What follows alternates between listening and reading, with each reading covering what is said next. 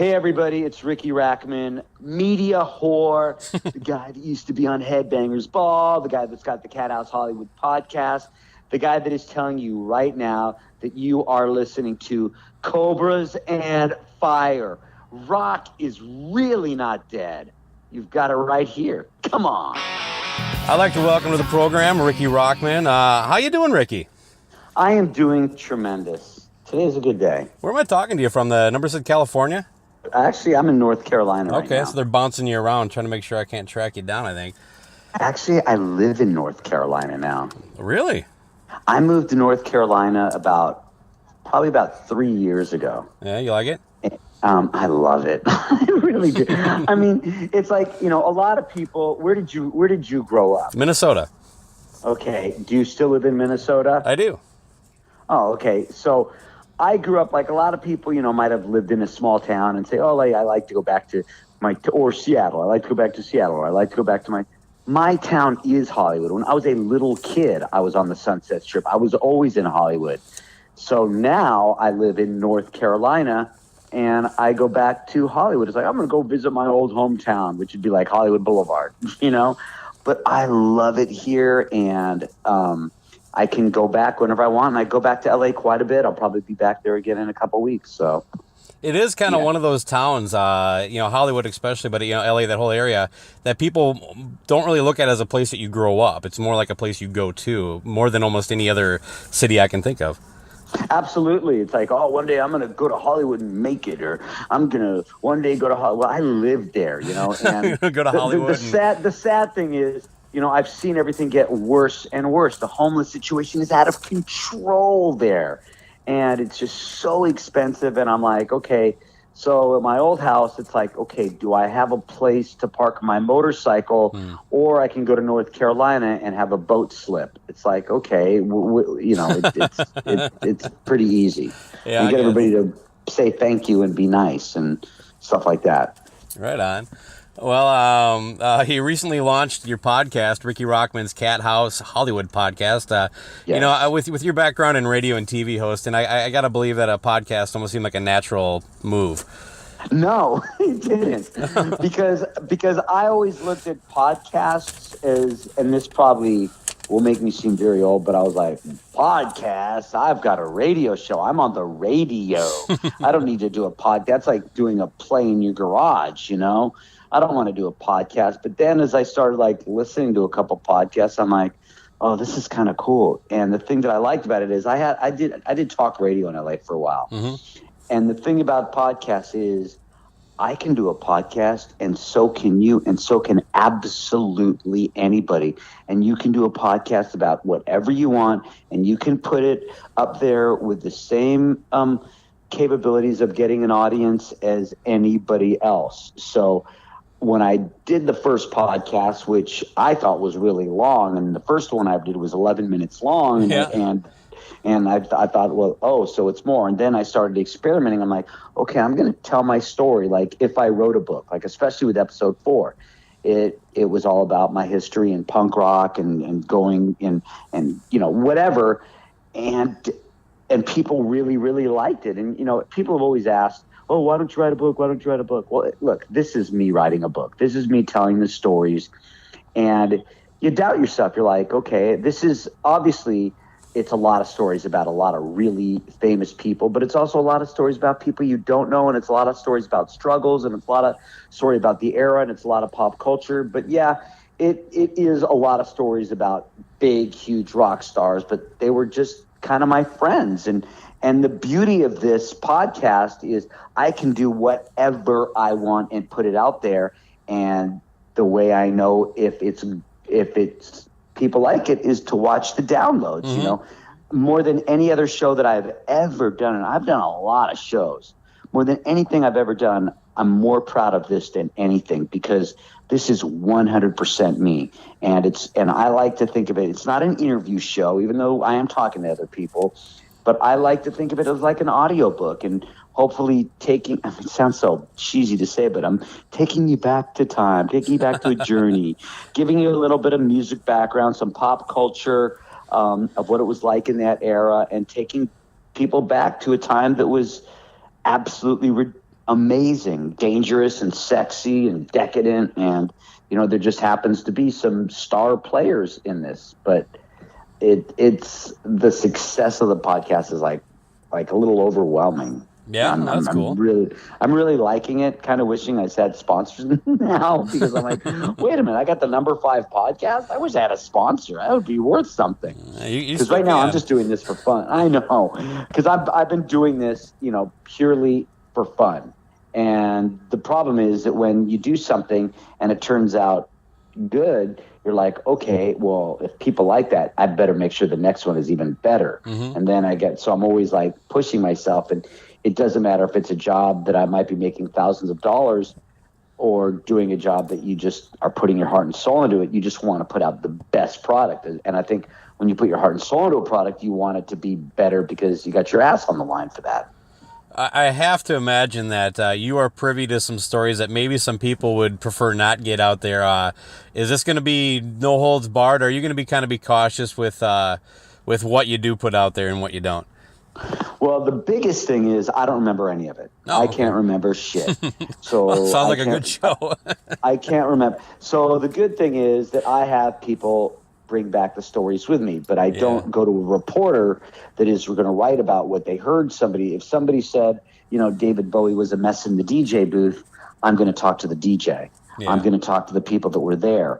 I'm going to talk about my recollections, and then I'm going to talk to other people that were there that had it happen. Whether if I'm talking about, Megadeth being the first kind of thrash metal to play the Cathouse, I'm not going to have a reporter write about it. I'm going to have Dave Ellefson talk about playing the Cathouse.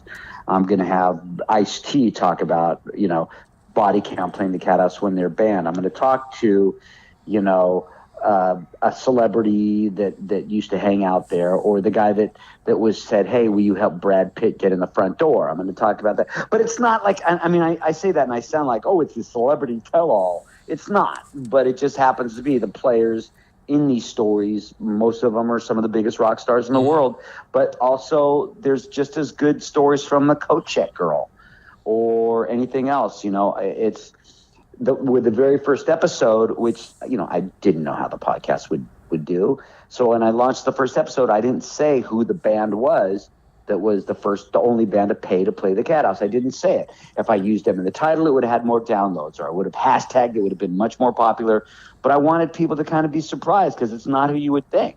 Sure. Yeah, so I want them to be, and that in a sense is the way I did the Cathouse, because it was a rock dance club. We weren't supposed to have bands play because I didn't want it to be, oh, are you going to go to the Cathouse? Well, who's playing? Oh, I never heard of them. I'm not going.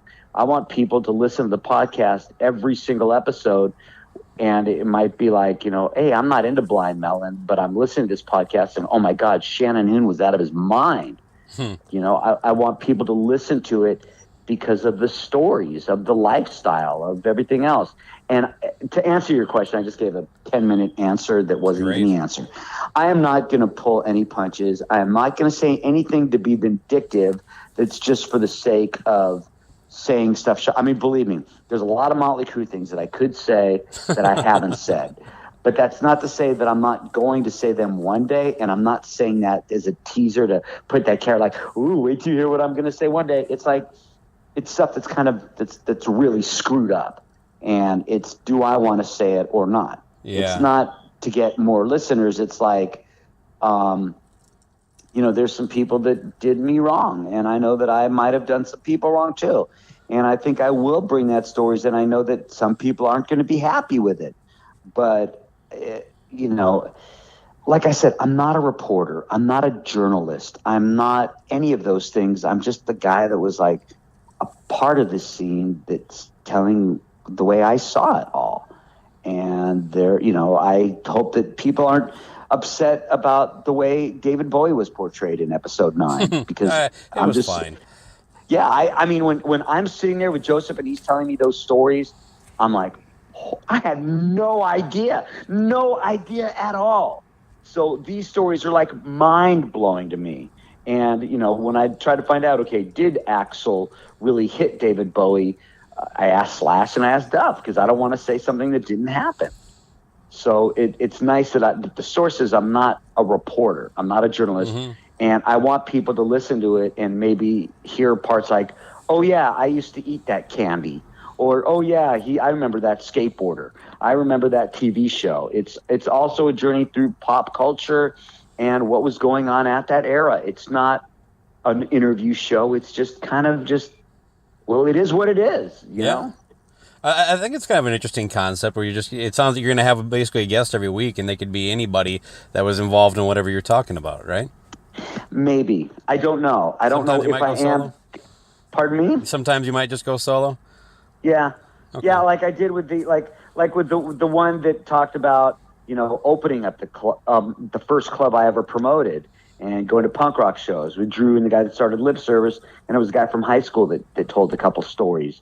And, it might be, even though people are like, hey, I can't wait till Duff's on the show, or I can't wait till this is going to be on the show, but I also want people to also be excited just to hear stories and not look at it just as a rock and roll tell-all, as just hearing about people telling stories about struggles and people that you never knew.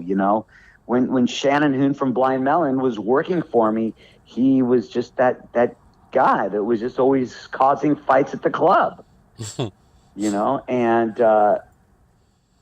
yes, I'll have guests, and the thing is, because I don't have a producer or editor or anybody, who knows? I don't know how it's going to manifest. It's sort of like the way the Cathouse is going. Okay. I don't know, but it's just, I keep on thinking I don't have any more episodes, and then somebody's like, well, what about that time with Lita Ford, or what about that time when that fist fight broke out, or what about this person that died, or this person? I'm like, oh yeah, that's a good episode too. So who knows? I just like when the show's done, I listen to it. I'm like, okay, this is kind of good. I'm proud. And then when I see that people are listening to it, it's like, oh, that's pretty cool. And plus, you might get the official definition of what a ball gag is.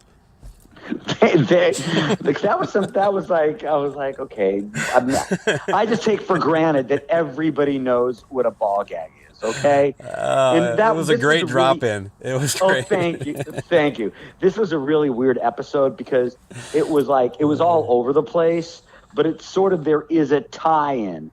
And I remember, Axel buying that ball gag, and I'm just saying, a ball gag. I'm like, wait a minute, maybe not everybody knows what a ball gag is. And I was like, Leah, will you read the definition of a ball gag? Because it's going to sound a lot better you saying it for this French accent than me saying it. So it was kind of fun. So it was just like a stupid idea that I came up with, and it actually worked. Yeah, so I'm glad cool. I'm glad you noticed that. Thank you. Yeah, I binged a few episodes this morning. I'm enjoying it so far. So at least you have one listener subscribing right now. But yes. But it sounds like you're seeing pretty good numbers. You mentioned Motley Crue, and I listened to the episode where you and Gilby do a pre and post review of The Dirt, which I thought was kind of a neat way to do that. How well do you know the Motley guys? I mean, I really couldn't get a good read on if they were a band that was a part of a lot of the, because I know you through Tammy Down and Axel relationships there, but I guess I don't really have much of a recollection of you being too much involved with Motley at all. You'll hear that if you listen to more episodes. God damn it, Ricky. And here, no, I'm not saying that just to get you to listen to more episodes. To start, I was the DJ at Tommy and Heather's wedding. Oh, all right. And I would say that, and this is the truth. There was a time. Did you play Nikki any REO Speedwagon? Kevin Cronin was there. All right. A matter of fact, or was that Nikki's wedding? No, that might have been Nikki's wedding. I think Kevin Cronin sang at Nikki's wedding. Okay. Because Nikki's wedding I was at as a guest. Because I was when I DJ'd Tommy and Heather's wedding, I didn't know them at all. I talked about how excited I was a DJ at a dance club, and I met Tommy and Heather, and I was so excited. I'm like, guys, I'm the DJ at Tommy Lee's wedding. I'm like so excited because I didn't know any rock stars at all. So I was like just fanning out big time. And then Nikki and I was like very, very good friends with Nikki, and not saying like that, oh, he was a good friend of mine. Nikki and I got sober together, And if there's any stories that I'm wondering if I'm going to tell, it's the one between me and Nikki, because Nikki and I had a huge falling out that nobody really knows about. And I don't know if I'm going to talk about it, or I might not. I don't know. I'm not using that as to like bait anybody. But the Motley thing is a little touchy for me, because Nikki was a very, very good friend. I got to go out on Motley. I got to go on the jet with Motley when it was just the band and me, and I didn't work for MTV. It was just like, dude, do you want to go to Oklahoma? It was, so we were very, very good friends. I bought his Jeep. And it was just, but they were a band that was already big. So it wasn't like the way it was with some of those bands, is like we were all watching him get big. So I was very, very close with Nikki for a lot. I mean, in the one episode that we did at the Sunset Strip, me and Fred Corey are talking about, the day after Nikki OD'd, I went to Nikki's house. I bought Nikki chicken soup, and it was just, and this is the time I wasn't on MTV, so I was just like a bro. I was just, Ricky. Sure. And we had a little get together at the house, and it was just me and Nikki and Fred and Stephen Piercy and Steven Adler, and we talked about that. I think it's in episode 8. But I was very close with Nikki. I went go-kart racing. I got into racing with Vince and Tommy and stuff like that, but not really friends with them at all anymore. I talked to Nikki a couple years ago, and it was just kind of like, It was like, I remember going to the show, and Nikki was there, and I was like, okay, I'm not on great terms with him. Should I just... And this girl I was with, she's like, go talk to Nikki. So I went and I talked to him, and then I talked to him, and I walked away. I was like, oh, why did I even just go talk to him? Like I felt stupid. I was like, why did I even go bother talking? What a joke. And then she's like, there's Dave Mustaine. Go talk to Dave Mustaine. I'm like, oh, God, am I going to bat 1,000? And I talked to Dave, and he was just the best. And so I wouldn't say I'm on... I don't know. Maybe one day I'll talk about the Motley thing, but I have a lot of history with Motley Crue. But Motley Crue never did play the Cathouse, but Vince, which I didn't realize until somebody showed me video of Vince and Axl singing at the Cathouse. So I was like, oh, I forgot so much stuff. I mean, thank God there's people that show me these things, because that, the whole thing about the podcast is I didn't allow cameras in the Cathouse, which now I'm like, what a stupid idea. But that was because I wanted everybody to feel like they could get away with anything. Yeah. And they did. But now I don't have any pictures. What about Axl? Do you maintain any type of relationship with him? No. Was there a falling out, or just that he got so big? No, it wasn't that they got so big. For the last podcast, for the one, and I wanted to find out about, did Axl in fact punch David Bowie? And I'm like, okay, I got to find out, did this really happen? So I asked Slash and I asked Duff, and I got the answer. And I haven't heard from Axl for several years, and I think he was upset with me for something. I'm not sure, but I hope to talk to him again this year, because me and him were I owe almost all of this stuff to him. I owe the Headbangers Ball to him. I owe the success of the Cathouse to him. And, I don't know. I know there's a lot of people that used to be friends with Axl that aren't friends with Axl anymore, but, I can't wait to see Guns N' Roses live. I'm very close with Duff. I'm very close with Slash. And, but I haven't talked to Axl in many years. But I mean, a weird thing, like one day, Sebastian Bach called me. He's like, dude, Axl's backstage, and he's saying he misses you, and he's talking about all these crazy times that you guys used to have. I'm like, well, tell him to call me. I'll go to any show. Yeah. And that never happened. So that was kind of weird. I should ask you a question about Headbangers Ball.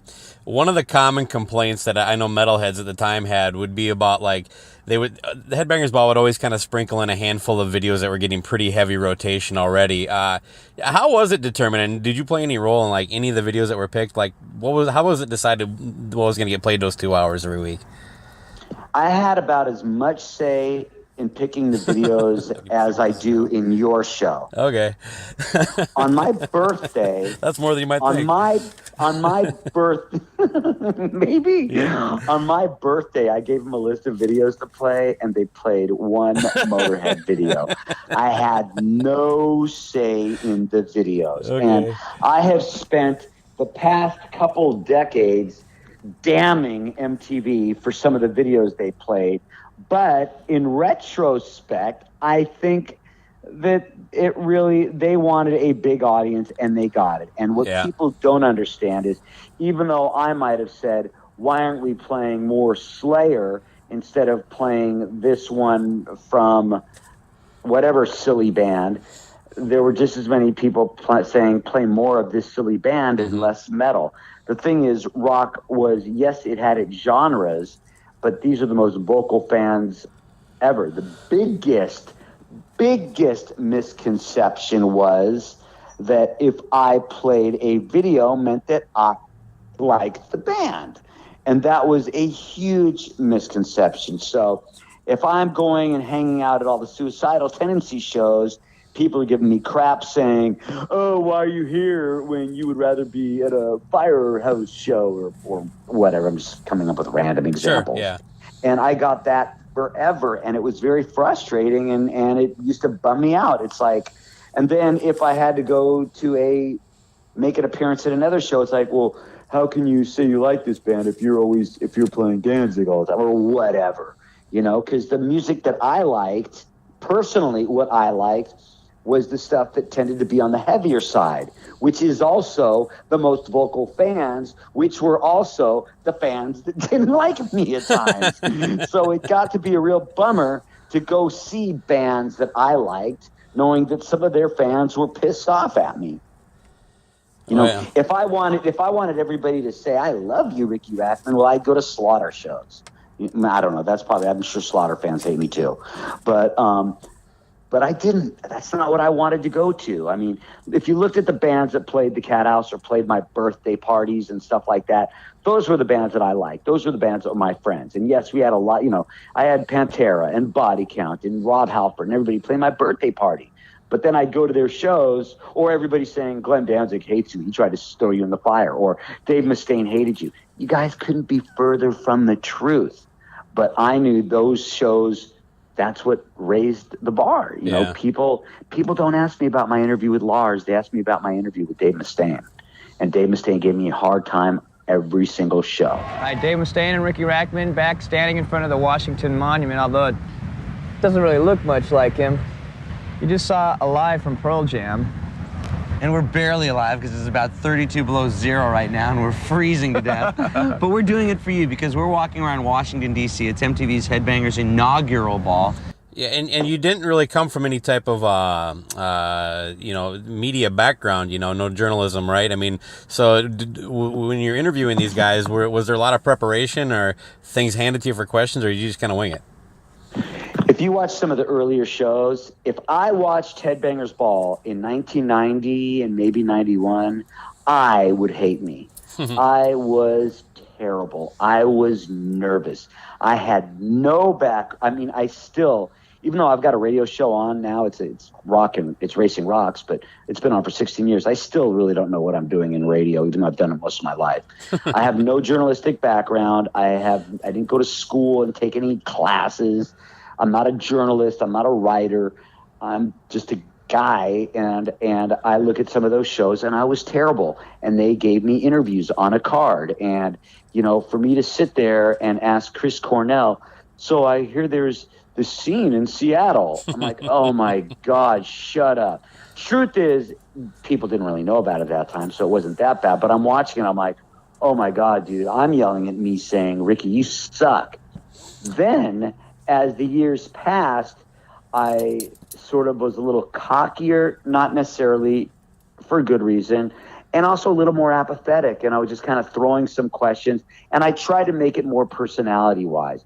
I truly think that if you asked 1 million metal fans, that most of these metal fans could give a rat's ass about who produced the album and, where you recorded it. I think people want to hear personalities. I like to hear stories about what these people do. I would rather be, I mean, that's why, to me, Alice in Chains and Pantera were the two best guests on Headbangers Ball. I was just going to ask you about that. Wasn't Alice in Chains one where you guys are like a mansion, like by a pool and stuff like that? Hey, Riki Rachtman here. We're in beautiful Bel Air, California. Check it out. This beautiful estate. This is supposed to be the new place that guys in Alice in Chains have been hanging out while they've been in L.A. And I guess success hasn't changed them much, has it? So we're going to go inside. The entire countdown to the ball and Headbangers Ball will be spent hanging out with Alice in Chains. So right now we're going to get ourselves into this place. It'll be great. And Press gate. hi, yes, I'm here to see the guys in Alice in Chains. State your name. Riki Rachtman? Rachtman? Rachtman. From MTV. How do you spell that? M-T... No, your name. Oh. R-I... We'll Rocky, clear it up what here, is and while that? we're clearing our Riki? way in, you watch the number Rocky? 10 video. Oh my God, we did the one at the mansion. We did the one at the water. In the mansion, they all were like robes and Yeah. face masks, and that was classic. Yeah, that we was did great. the water park show with Alice in Chains. Absolutely classic. New Orleans with Alice in Chains. It's because, and the other thing is, I was a guy that everybody knew you could bust my balls. Yeah. That you could give Riki Rachtman a hard time. And if I was like, I'm a serious journalist, don't do that, or stop it, or if I was confrontational with any of these people, it'd be a really lousy show. So if you saw Dave Mustaine giving me a hard time, you're like, yeah, people loved it.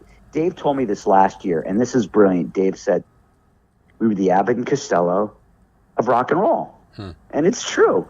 We were. Give me a hard time, because you know what? People loved watching Dave Mustaine give me a hard time. Yeah, right on. So what am I going to do? Am I going to say, "Oh, screw you, Dave. You're mean. I don't want to do it." It's like, bring it on, baby. I mean, why do you think Megadeth did the show so much? Do you think if I really hated doing interviews with Dave Mustaine, I'd be doing them? Hell no. If I did a show and Dave, like the one time, I mean, do you know what it was like having long hair while everybody has long hair, cutting my hair short, and then doing shows with Danzig and Megadeth? Yeah. Opening myself up for such a hard time. But you know what? It was entertainment. That was me. I don't mind being that fall guy. You know, You had a after little, I did Headbang. What? I'm sorry, you had a little wink nod to the audience too, that I don't think everybody picked up on. But you know, you would always say like, "This is my favorite band," and not like one of. You always kind of like, but you said it about so many bands that it was kind of fun to kind of just. You're almost like playing with the audience a little bit at that point. Well, I wish more people would have looked at it the way you looked at it, because they didn't. Oh yeah, plenty Because did it. I know personally. Some people, I'm like, guys, he's like, you're taking this a little too literally. He's having a little fun here. Right. Which I did. But here was the other thing. Let's say there's bands that you don't like. Let's say you have to say, okay, here's crap band, here's crap band, here's crap band, here's crap band. Here's a video from Ministry. Oh my God, this is one of my favorite bands, this is Ministry. Yes, I shouldn't have used those words. I didn't think about it. I didn't plan it out.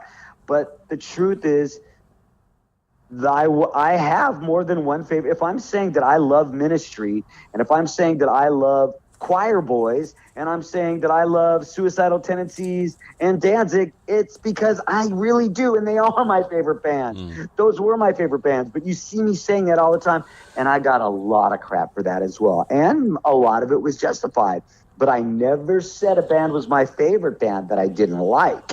So when it turns out, you know, I have people that tell me all the time, dude, you turned me on to Pantera. And I'm like, well, I was just kind of reading what they gave me, and they told me to pick a Pantera video. So as much as that's very, very flattering, I don't feel that it's justified. However, if I said, I love Pantera, this band is so good, oh my God, you know, Phil is incredible, Don is such a crazy guitarist. If I'm saying that, the people that are haters are going to say, there's Riki kissing ass. But the other people might be saying, okay, wait a minute, he really likes this band. Let's see what it is about this band. I mean, so yes, I really champion bands that I liked because I wanted people to like them as well. Are there any new or newer bands that you're into right now? I listen to everything. I'm excited. I mean, I buy it's so funny. It's, you can get anything you want for free on the internet, but I buy my friends' albums. Yeah. Like even though they sent me in advance of Mark Morton's album, I still bought it. Yeah. And I'm gonna buy Danko Jones' new album, and I'm gonna buy The Damn Things, which have you heard them? Yeah, are you kidding? They're one of our like lust bands like that we just kind of fawn over. That first record is killer. I can't. Isn't the new one out Friday? Yes. Like I'm like a kid.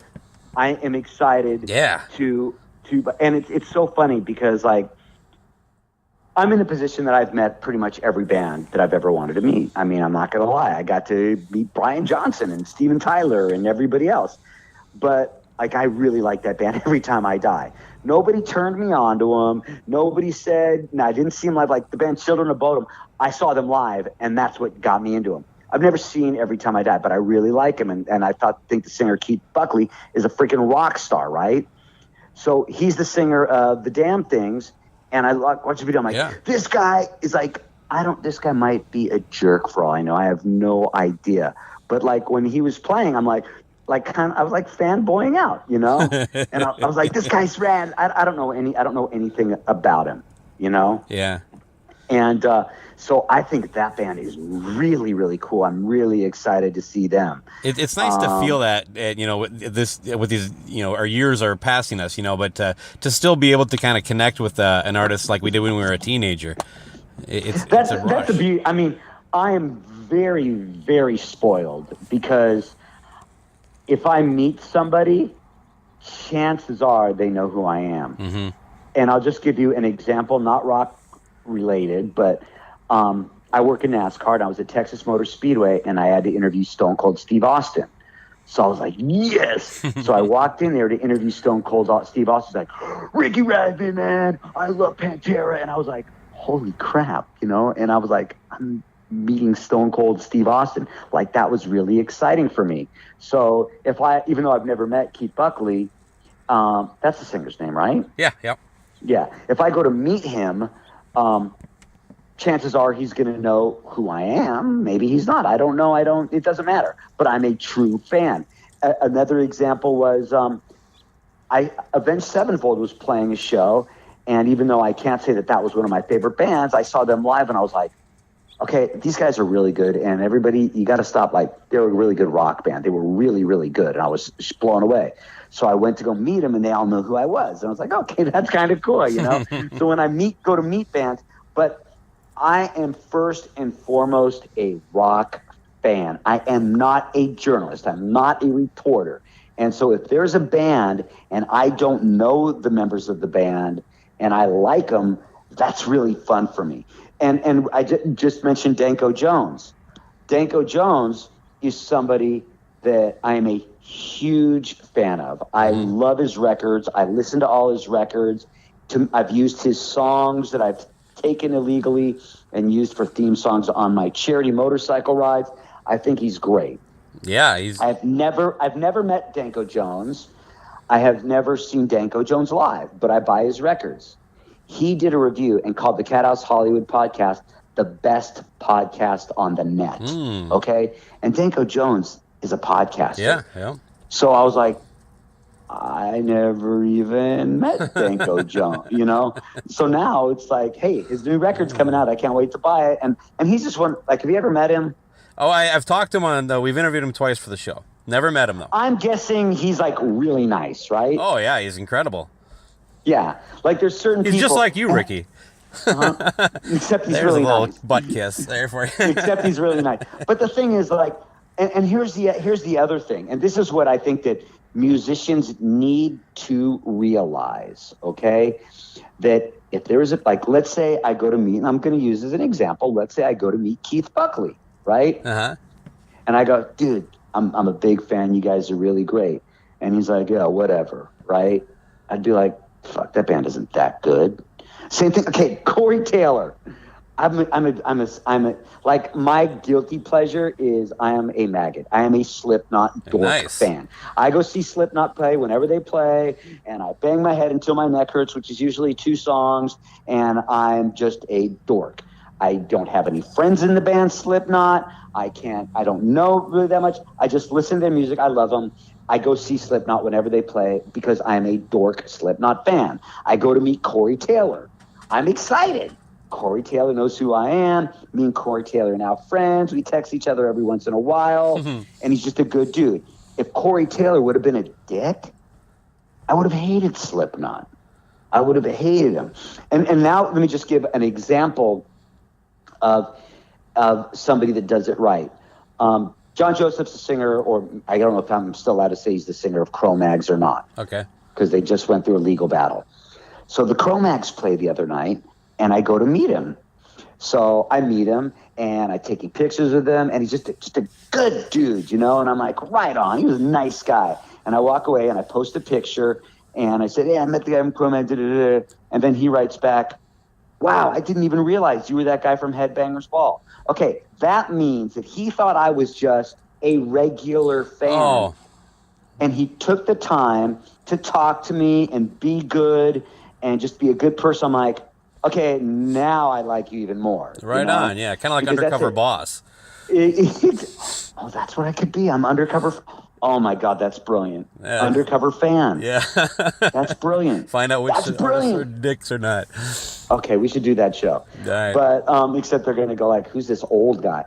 But the thing is, and that was something that I know there's eras in the Headbangers Ball days that maybe I wasn't the best guy. And there's time that if anybody stops me, the worst thing I hate reading in social media is, okay, not the worst, actually, it's not even close to the worst, but one of the things I don't like seeing on social media is, dude, I saw you at the so-and-so show. I was going to come up and say hi, but I didn't want to bug you. Okay, listen, everybody. As long as I'm not eating, if you see me someplace and you come up and say that you like what I do, that makes me feel good, okay? Coming up to somebody and saying you like what they do is complimentary. If you go up to a musician and they blow you off, screw them. Everything. I am, right now I'm talking to you because my podcast, because you guys like my show, which is very, very cool. And a lot of people are listening to it. And that means that people like you and all the people listening are making me feel good. And so I want to make sure that I can kind of return the favor, if that makes any sense. Yeah. Now, understand there's going to be times that I'm just going to be in a crap mood. I mean, I ride motorcycles all over the almost world. So there's going to be times that I'm at the end of a 500-mile day and I'm a wreck. But you got to suck it up and be cool. Not fake cool. Be cool because I've met some really good people. I mean, I've done appearances that I've met people that have truly become friends. And it's great. I mean, I am nothing but a glorified rock fan. That's all I am. I'm not a writer. I'm not a reporter. And now I'm just sharing some stories on the Cathouse Hollywood podcast, and people like them, and I hope to do more, and I'd like to do more stuff. I don't have an agent or manager or anything like that, so I'm not doing appearances or shows or anything like that, but I want to, and now maybe I will. So there you go. Riki, this has been an absolute pleasure. I don't want to take up too much more of your time. But yeah, you've been a gracious guest, and your show, Riki's Cathouse Hollywood Podcast, is available everywhere. I had no problem tracking it down. Cathouse Hollywood Podcast. It's on iTunes. It's on Stitcher. It's on Spotify. It's completely free, and there's no commercials because I don't have any sponsors yet. And I also do a podcast called 19 Minutes with Riki and Leah, which is just something else fun that we're doing. And I'm all over social media. And if you guys see me at a show, by all means, say hi. And if you like the podcast, please tell your friends because the more listeners I get, the happier I am. Of course, yeah. That's the goal, right? Exactly. Hey, Riki, I had a blast. You're an incredible guest. Best of luck with the podcast and everything. I enjoyed the 4 episodes I got to smash through today. I'll be caught up by the end of the week, I'm sure. Good. Thank you very much. I really appreciate it. All right. You have a good day.